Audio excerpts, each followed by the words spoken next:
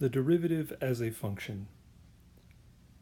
In this presentation, you will start to see some parallels between finding specific x values where the function has a horizontal tangent line and this lesson.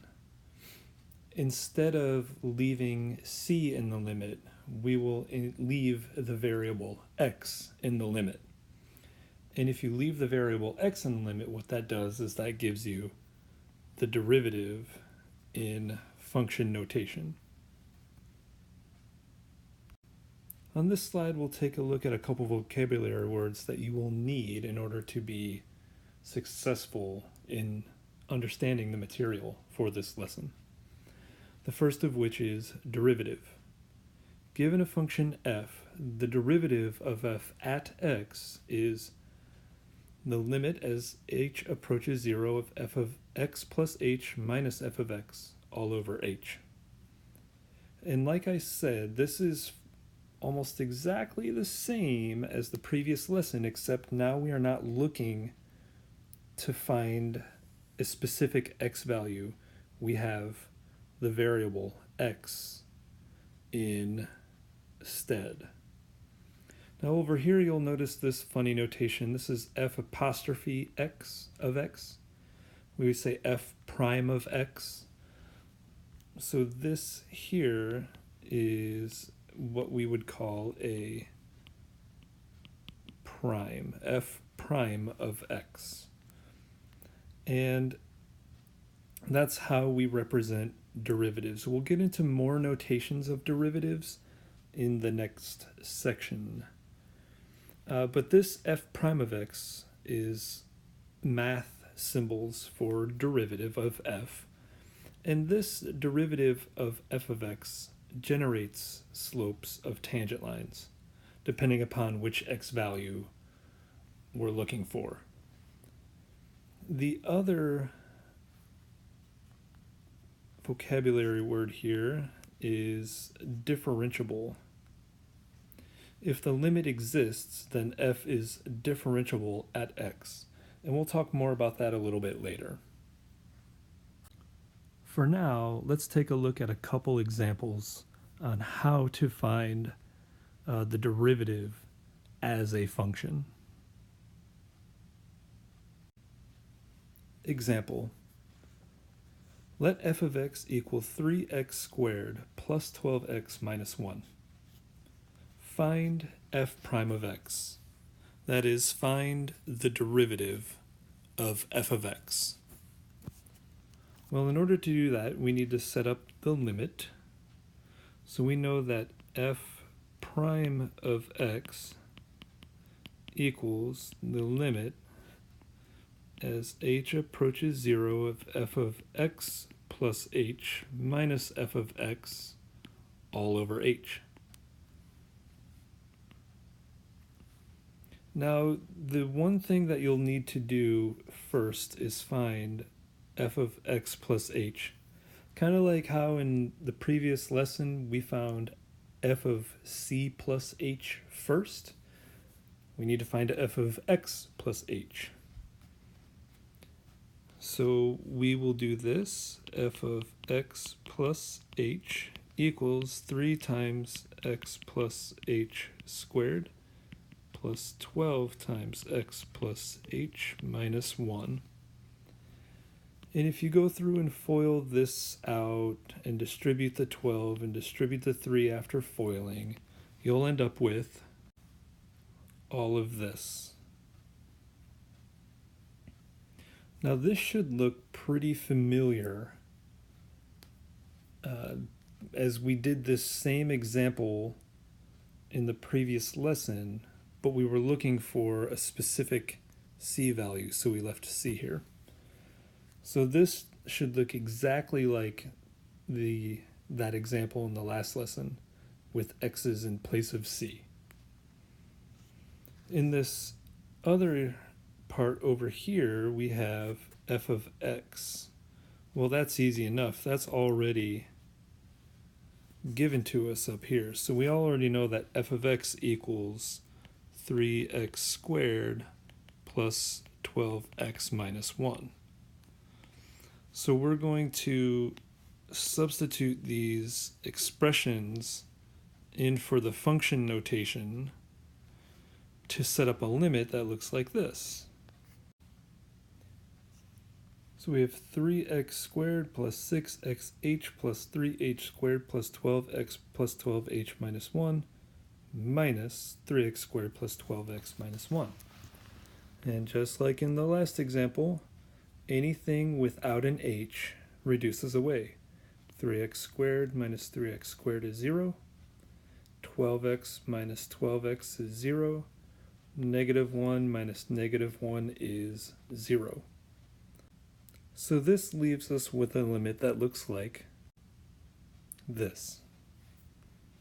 The limit as h approaches 0 of 6xh plus 3h squared plus 12h all over h. And again, just like that last example, we can common factor out an h from the numerator because each term has an h. So that'll make the limit look like this. And then we can reduce the h's away. H divided by h is 1, leaving a limit as h approaches 0 of 6x plus 3h plus 12. And again, at this point, you can directly substitute the 0 in for h, leaving you with an expression of 6x plus 12. This is what f prime of x is equal to. So this is the derivative as a function. This is the derivative of 3x squared plus 12x minus 1. Why is that important? From the previous slide, you can see that we have f prime of x equals 6x plus 12. Why it's important to know how to find the derivative as a function is because if you're asked to find the slope of the tangent line at x equals -5, before you would have had to just go through the limit definition as stated over here with that specific value of -5 and find what the slope is at that particular x value. But now, when you're trying to find the slope of the tangent line at x equals -5, this becomes as easy as finding f prime of -5. So that just allows us to substitute in the -5 in for x and get that the slope of the tangent line is -18 at x equals -5.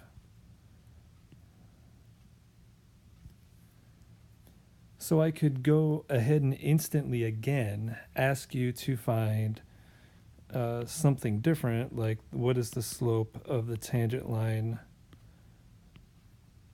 at x equals 0. The old way, you would have to go through this entire limit again when x equals 0. But now, since we know the derivative as a function, we can simply find f prime of 0, which is 6 times 0 plus 12, which is 12. There's the slope of the tangent line at x equals 0. Why else is this important? Well, just like with the last example, I could ask, where is the slope of the tangent line equal to 0? Which is the same as asking, where are the horizontal tangent lines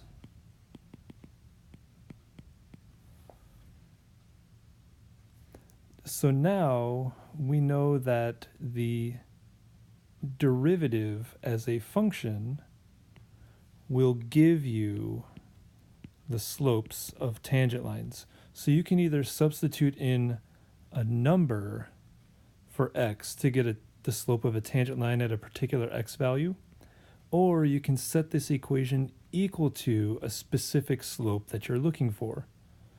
So where's the slope of the tangent line equal to 0? Well, that's just taking the 6x plus 12 and setting it equal to 0 and solving for x.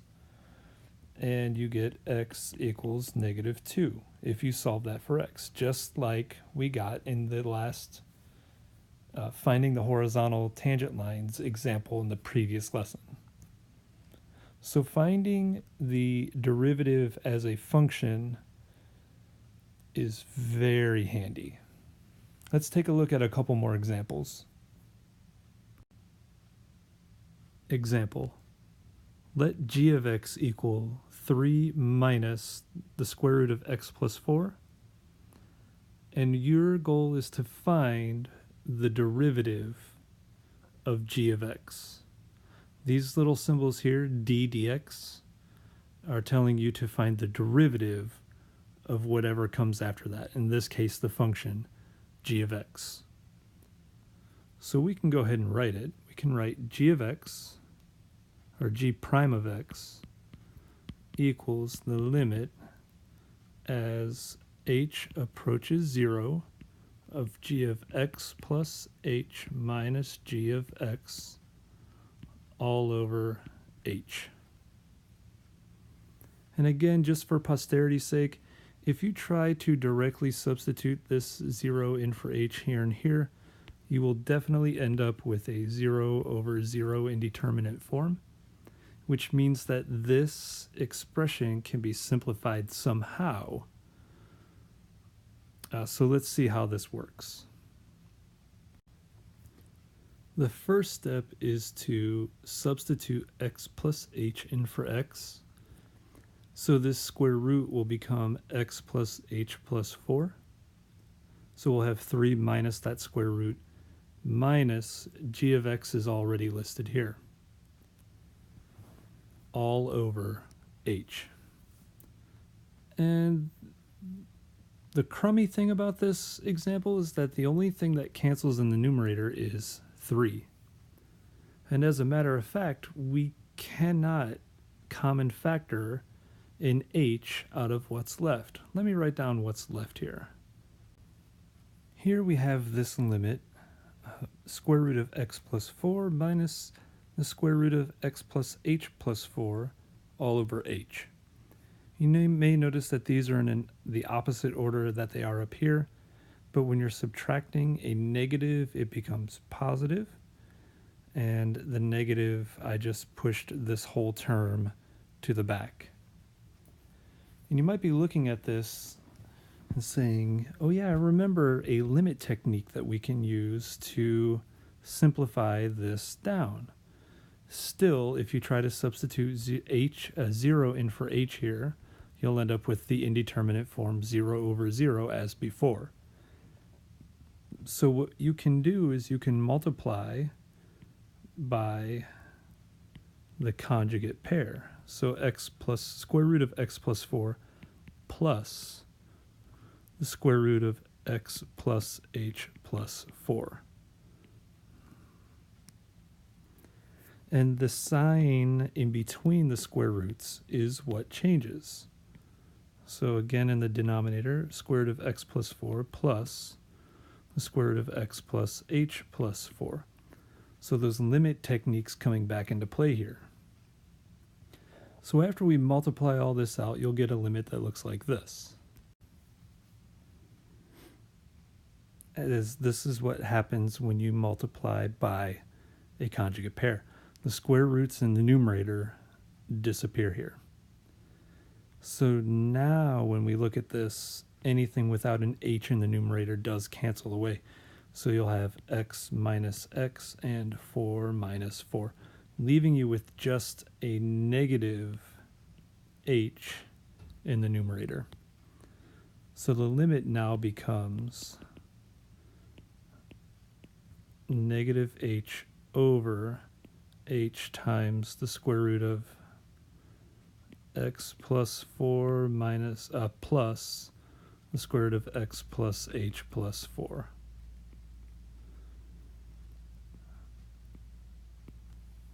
So now we get the cancellation of the h's, or the reduction of the h's. So you're left with a negative 1 in the numerator. And this now is what allows us to substitute in the 0. So let me rewrite this limit one more time. So now we have the limit as h approaches 0 of 1 over square root of x plus 4 plus the square root of x plus h plus 4.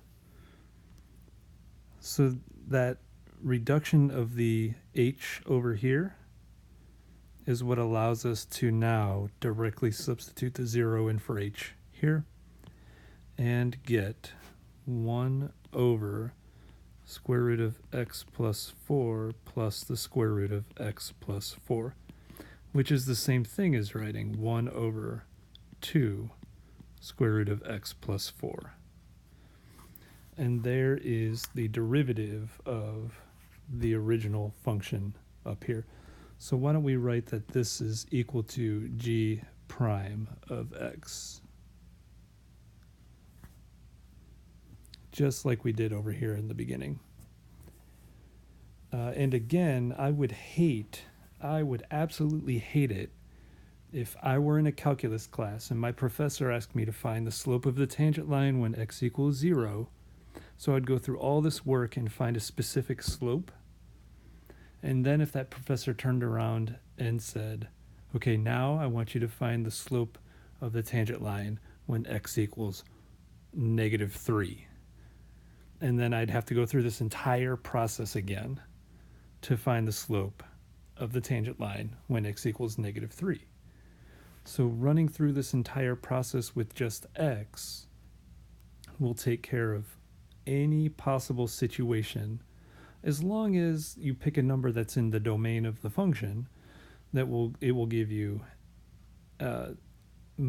you'll be able to find the slope of the tangent line much easier. For the final example of finding the derivative as a function, I sure did pick a heck of an example. The function is 3x over x minus 1, and you're directed to find the derivative of f of x, or f prime of x. So the first thing you'll want to do, again, is to set up that limit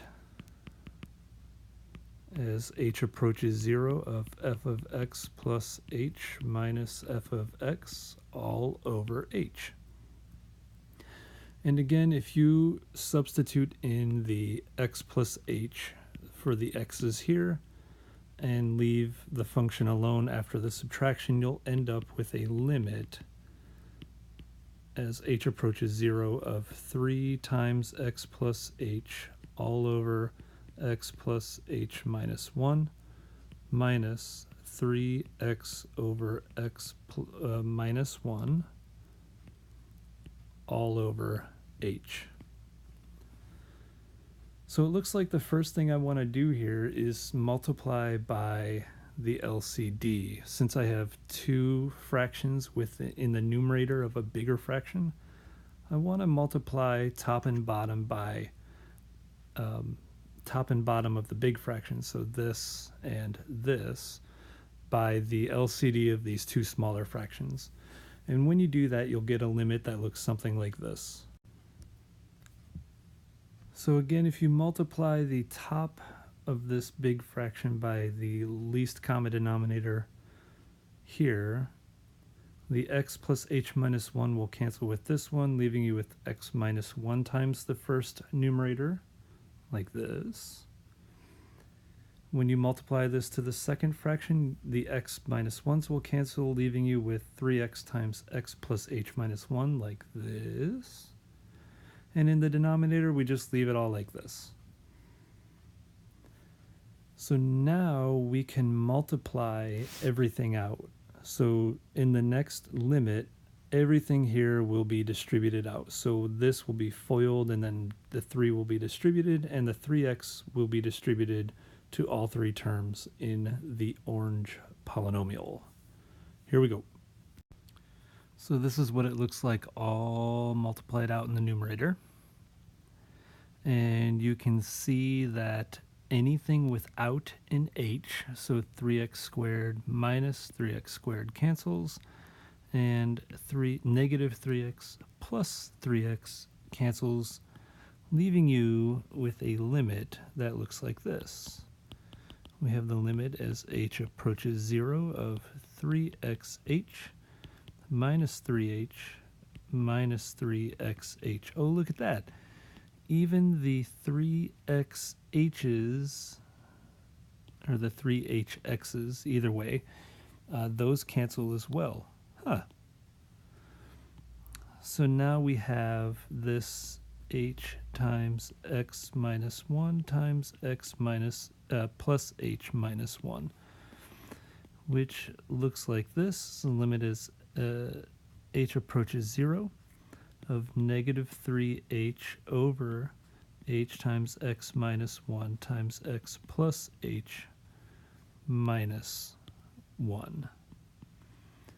And now the h's cancel, and I'm going to continue this on the next slide with the canceled h's. So this is what the limit looks like with the h's canceled. And now, since there is nothing stopping us from substituting this 0 in for the h, I will do so and get a negative 3 over x minus 1 times x minus 1. And of course, if you can simplify anything else after you make your direct substitution, do that. Like here, the x minus 1's can be combined, and we get negative 3 over x minus 1, the quantity squared. And again, since we started with the original function and went through the limit definition of a derivative, this is f prime of x.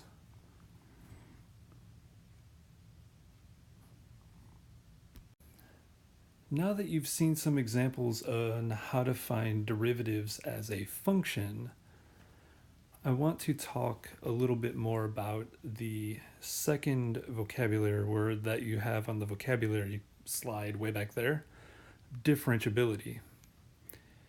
And differentiability is another way to describe the original function.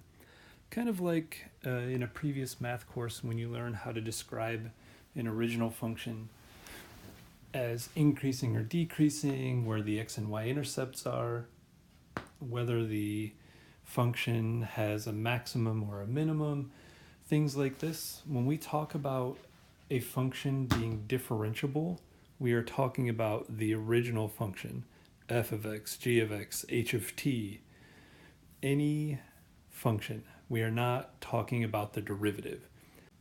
So what does differentiability mean? Well, if you remember what the definition of continuity is, we can boil it down to 2 points. The limit as x approaches c of f of x exists, and the limit as x approaches c of f of x equals f of c. When you look over here at differentiability, you can see that the 2 points are almost exactly the same, except now, instead of having a function like with continuity, with differentiability, we are checking the function that is the derivative. So we are checking the continuity of the derivative. That's what differentiability gets to. If the derivative is continuous everywhere, then the function is differentiable everywhere. Let's take a look at a couple examples to show how to find where a function is and where a function is not differentiable. Find the slope of the tangent line at 0, 0 on the function f of x equals x to the 1/2 power. So one thing that you want to keep in mind is that when you see these exponents like this, that x to the 1/2 power is the same thing as x square root of x. And pretty soon we will be representing this idea with the square root of x, and you'll want to change it over to x to the 1/2 power. So knowing this equality is important. So the first thing I want to do here is find f prime of x. And that ends up being the limit as h approaches 0 of f of x plus h minus f of x all over h. And when you substitute x plus h in here for this x and use radicals instead of 1/2 power, you'll get the following limit, being the limit as h approaches 0 of the square root of x plus h minus the square root of x all over h. And when you rationalize the numerator here by multiplying top and bottom by the square root of x plus h plus the square root of x top and bottom by that expression, you will get the following limit. The limit as h approaches 0 of h over h times this expression. So then one of the final steps here is to reduce away the h's, and you're left with the same limit now without the h's in the top and bottom, but you're left with a 1 in the numerator, which allows you to then substitute this 0 in for the h. And what that leaves you with is 1 over the square root of x plus the square root of x, which is the same thing as, because you can combine these square roots of x's together, 1 over 2 square root of x. This is f prime of x. You have been asked way back at the beginning here to find the slope of the tangent line at 0, 0. So now we've found the derivative as a function. Now we can substitute 0, because that's what the x coordinate is here. We can substitute that 0 right into this function.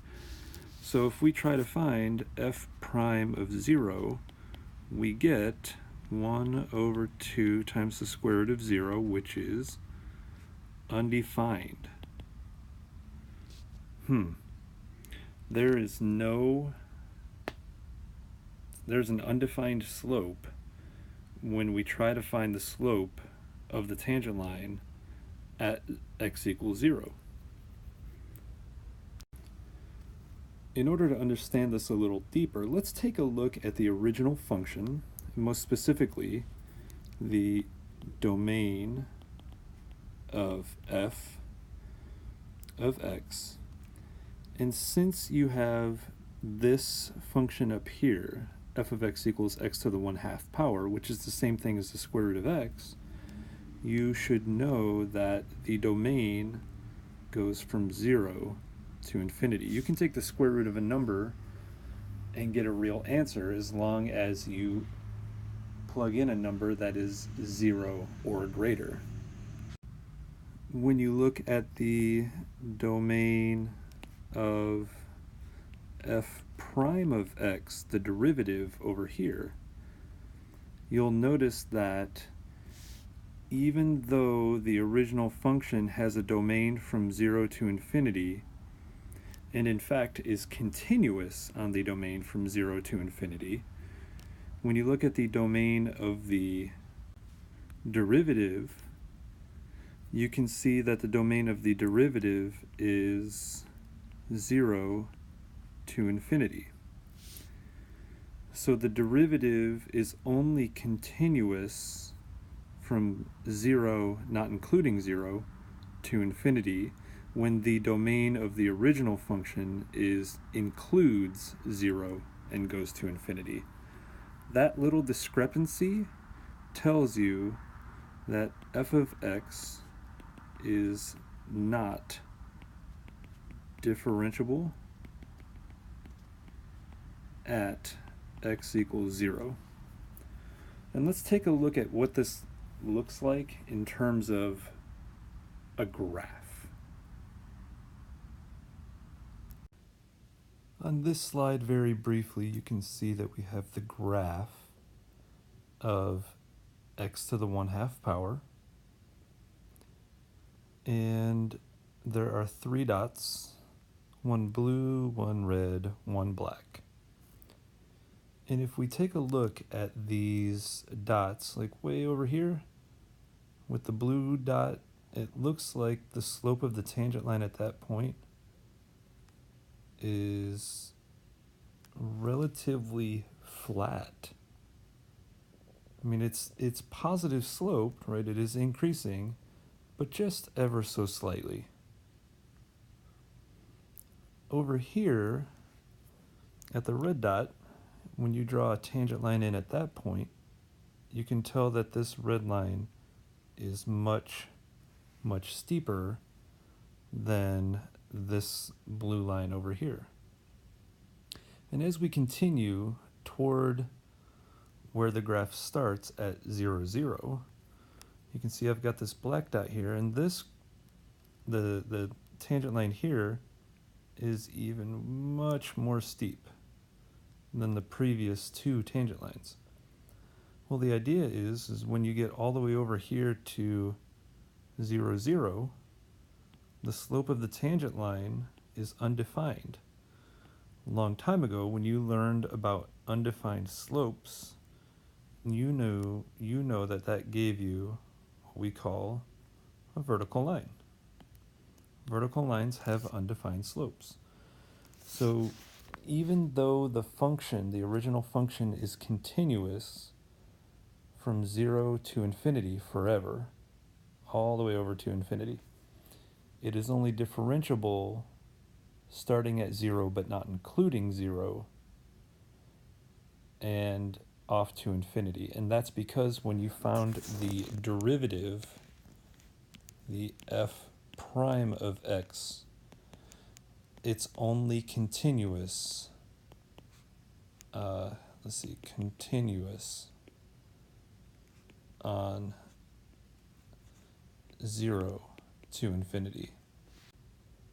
Let's take a look at another example of where a function might or might not be differentiable.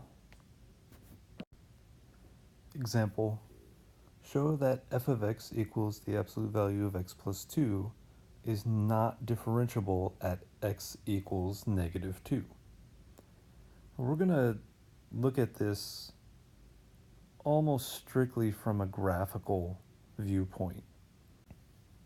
When you look at this graph, I'm trying to show you that at this point right here on the graph, where the absolute value changes directions from decreasing to increasing, that point is where the graph is not differentiable.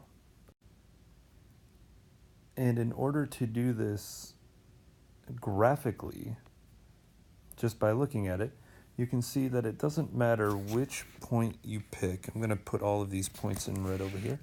On the left side of the graph, it doesn't matter. Any of these points that you pick, the slope of the tangent line will be -1, as that is the slope of the line that you see here. If you fall 2 and run 2, the slope is negative because it's decreasing. -1 was specifically because -2 over 2 is -1. If you look at any point on this side of the purple dot down here at the bottom, you can see that it doesn't matter which point you pick, the slope of the tangent line here will be +1. So over here, you can see that if you rise 1 and run 1, 1 over 1 gives you a slope of positive 1. So if all of these points are at negative, all of these points have a tangent line slope that is negative 1, and all of these points have a tangent line slope that is positive 1, which one is this? The slope of the tangent line at the purple point is, well, is it negative 1? Is it positive 1? We don't define it to be either one. So in order to look at this symbolically, we need to know which function is over here on the left and which function is over here on the right to prove it mathematically, right? Looking at a graph doesn't make it mathematical. So to prove this mathematically, what I want to do is I need to find, yeah, that's great and fine and dandy that the function is absolute value of x plus 2. But what that means in terms of a piecewise function is that the absolute value of x plus 2 means positive x plus 2 if x is greater than negative 2, and negative x plus 2 if x is less than negative 2. And this is just by definition of absolute value. Now, since we have what I like to call, we have the left function and the right function, we can now start looking at the derivatives of absolute value functions. So the derivative of this side as opposed to the derivative of this side. And it turns out if you find the limit as h approaches 0 of f of x plus h minus f of x all over h, and you use this bottom function, right? I've got that in red over here, all of it's represented in red. You will get that the derivative is equal to negative 1. And if you do the same for the right side of the negative 2, up here in green, over here with the green points, down here in the green, if you find the limit as h approaches 0 of, I'm going to call it a different function because it is g of x plus h minus g of x all over h, you'll get that the g prime of x equals positive 1, right? And that's just what we said over here mathematically, or graphically. The slope of all these tangent lines over here is negative 1. The slope of all these tangent lines over here is positive 1. So in order for the graph to be, or the function, to be differentiable at negative 2, what you need to double check is that if you substitute in negative 2 here and substitute in negative 2 here, you'll get the exact same number back. Well, let's see, if you look at the f prime of negative 2, you get negative 1. And if you find f prime of negative 2, g prime of negative 2, say g prime of negative 2, you'll get back positive 1. These do not match. So absolute value of x plus 2 is not differentiable at x equals negative 2. Some more theory about differentiability. What you looked at right then and there on the last example with the absolute value is this idea with a left and right derivative. These are just finding limits, like we did, from the left and from the right of a given value. So I usually say the left derivative, I call that f of x, and the right derivative g of x. So I give these two different functions just to say that f is to the left of a specific x value and g is to the right of a specific x value. But the important takeaway here is that these must match. The limits must match in order for the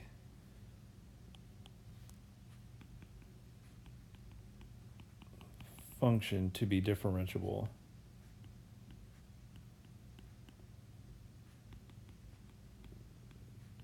at a point. So that's it. This is mathematically describing what we just did on that last page with regards to the limits. And so when you go back and look, since we found the left limit to be -1 and the right limit to be +1 at x equals -2, and since they didn't match, the negative and +1, that function ended up being not differentiable, but only at that particular x value, x equals -2. So here is a little summation of what you've seen regarding the graphs on the previous couple examples. A function f is not differentiable at any given x value if the graph of f is not smooth or the graph of f has a vertical tangent line. So this word smooth, it means curvy, flowing, no sharp corners or cusps, right? You saw that with the absolute value function at the corner where the absolute value changed, it was not differentiable at that point. And the same thing happens with a cusp. It's kind of like an absolute value sharp turn, but with curves instead of lines. And over here, you can see that this red graph is a smooth graph. There are no sharp turns or corners, and it's a continuous function. So that means this graph will be differentiable everywhere. This blue graph is also smooth. However, the difference between this blue graph and this red graph is that the blue graph has, in purple here, very faint, a vertical tangent line. And that happens just like what we had back in the couple examples ago with the square root of x. When you take the derivative and now all of a sudden a value that was in the domain is not in the domain, sometimes that will result in a vertical tangent line or a tangent line with an undefined slope. So m tan undefined. And one last thing down here, this is not exactly what we did with the absolute value example in differentiability. It is similar to, but not exact. This says to show a function is not differentiable at x equals c, you can prove that f prime of c does not exist. Well, what we did in the absolute value function example was that we showed that f prime of c gave us two different answers, right? F prime of -2 gave us either 1 or positive, -1 or +1. Another way you can show that it is not differentiable is to prove that f prime of c does not exist. And that leads right into this very, very important idea that differentiability implies continuity. So if a function is differentiable at that point, then the function is also continuous at that point. How you will remember this, however, is that if a function is discontinuous at x equals c, then it is not differentiable at x equals c. Let's take a look at what this looks like. A couple different examples on the next slide. Example, is f of x differentiable at x equals 4? Well, with that last fact, first thing we need to do, since we have a piecewise function, is to check whether or not this function is actually even continuous at x equals 4. And so remember, when you have continuity, the limit of as x approaches 4 of f of x must exist. That means you need to find the limit as x approaches 4 from the left of f of x, and from the left means less than, so that means we're going to do this top function in white down here. So if the function is 4 from the left, that's the same thing as substituting 4 in for this x. 4 minus 15 gives you negative 11. And down here in red, this function would represent what happens when we find x approaching 4 from the right of f of x. That is equal to 22, because when you substitute 4 here into this function, because this is greater than 4, this is how we get 22 approaching 4 from the right. 3 times 4 is 12, plus 10 is 22. So these are not even equal.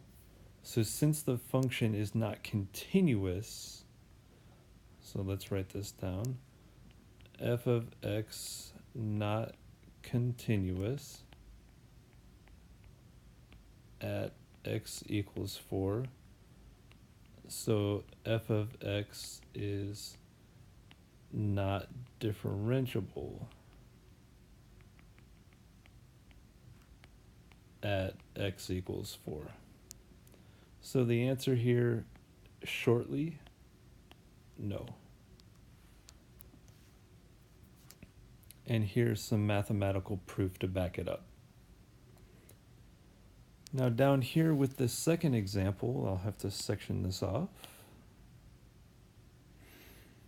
Is g of x differentiable at x equals negative 2?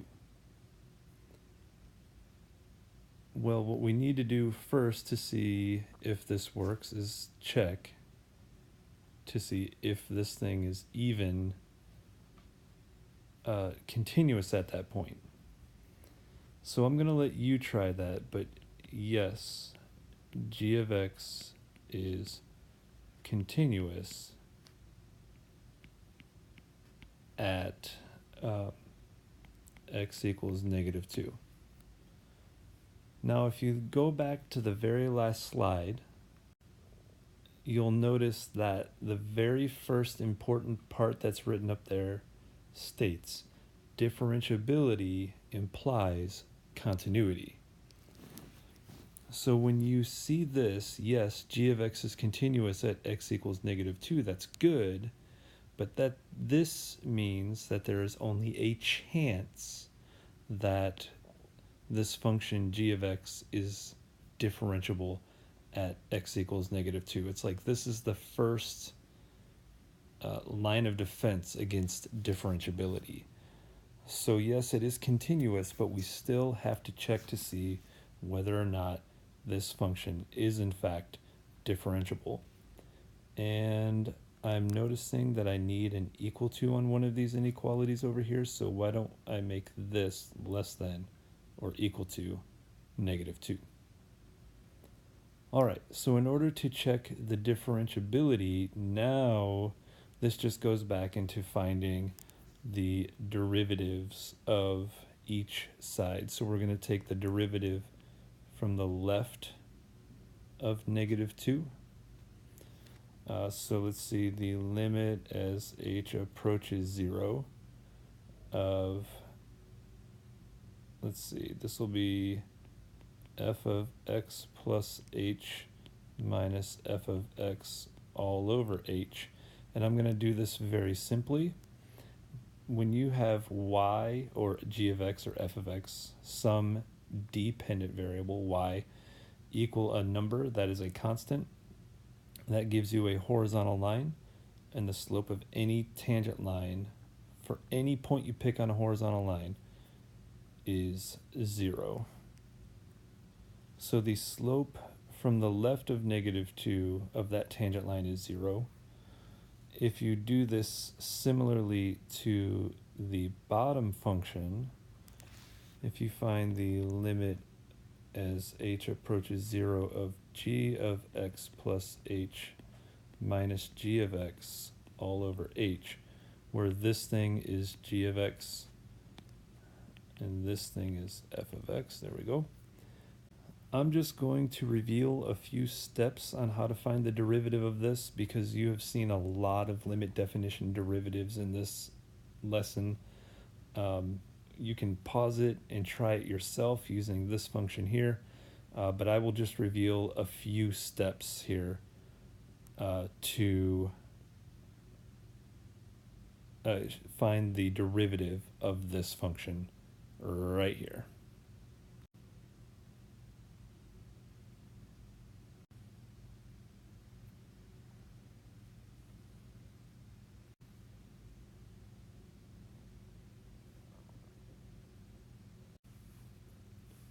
So the derivative over here is 2x plus 4. But we're not looking for the derivative, we're looking for the slope of the tangent line of this function when x equals -2. It's all over the place. We ask if it's differentiable at -2. That's what the number shows up over here in these little domains. We know it's continuous at -2, so we're checking all of these things at -2.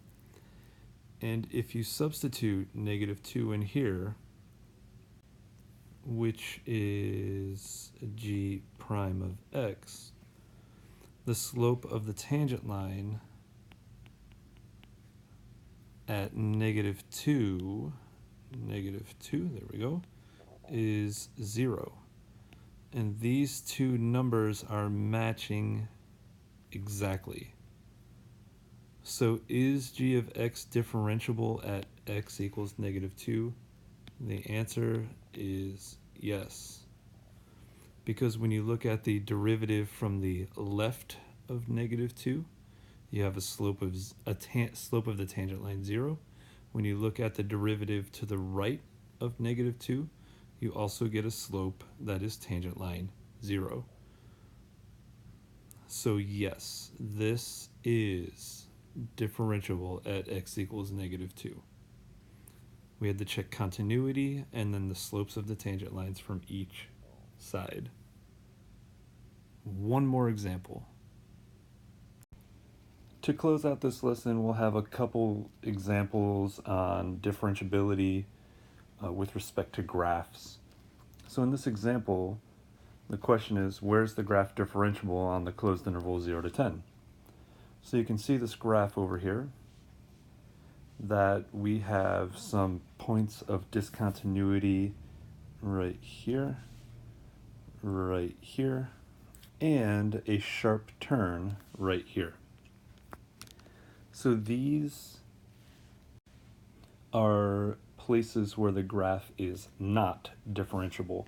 Remember, if the function is not continuous, then the function is not differentiable. So we can say that this function is not differentiable at x equals 4, 6, and at the sharp turn, 8.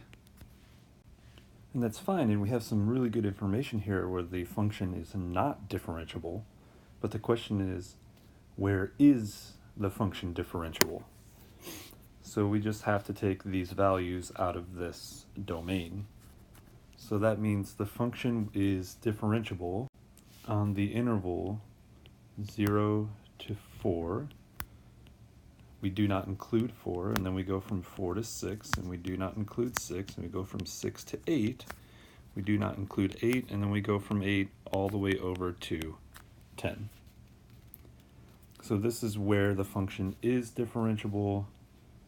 That is our answer. One more example.